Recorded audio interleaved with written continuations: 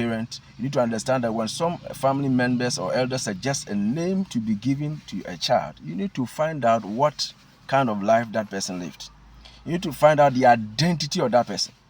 How can you name somebody with the name of somebody who lived a useless life, promiscuous, drunkenness, murderers or whatever? How can you name somebody with that kind of name?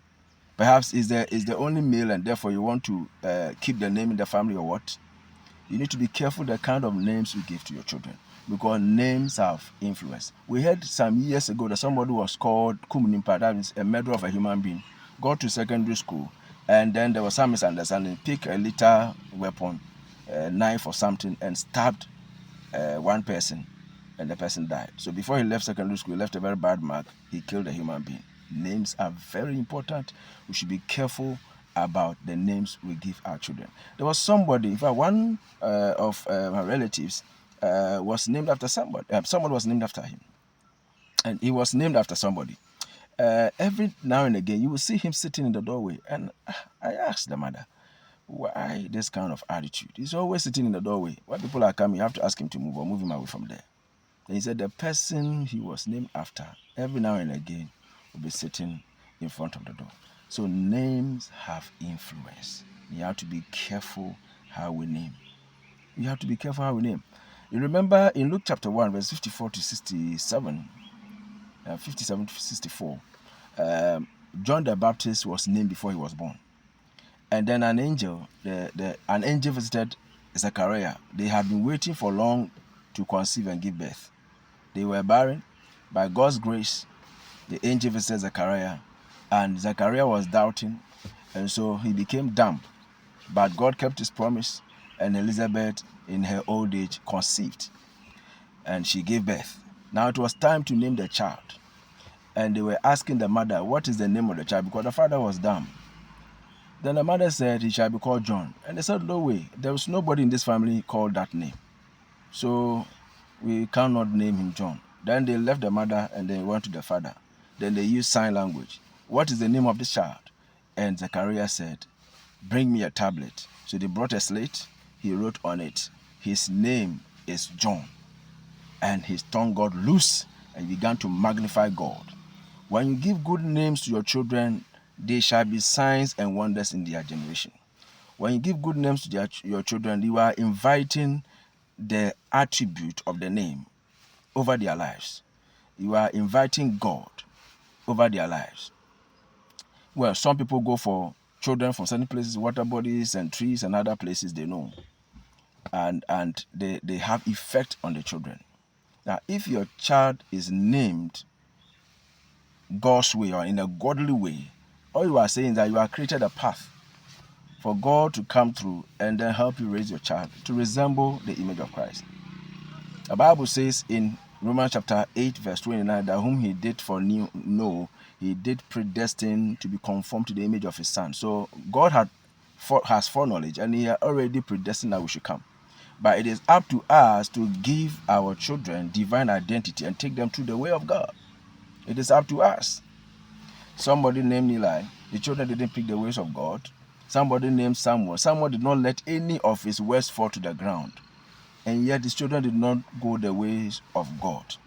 So you can have a situation where parents try to do their best and the children decide to go do otherwise. You can have a situation where parents raise their children and they go the way of God. You can also have a situation whereby there's a broken home or the parents are always busy traveling here and there and the children are left on their own. It affects them. So apart from even the name you give to your child, the environment, there are environmental factors that can affect the raising of your children to go a godly way. So it is very important for us to understand. Even we are talking about naming. Apart from the name you give to your child, that you want to influence your child, how do you call your child when you are angry or you are displeased with the child? There are people who easily throw insults and curses at their children. Look at his face. You won't prosper. You'll be like that forever. How can you talk these things to your children?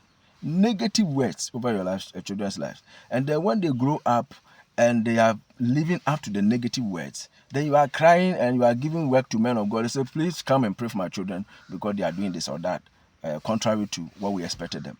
You have been using your words. Words mold, words create, words can destroy. The Bible says in Proverbs 18:21, death and life lies in the power of the tongue.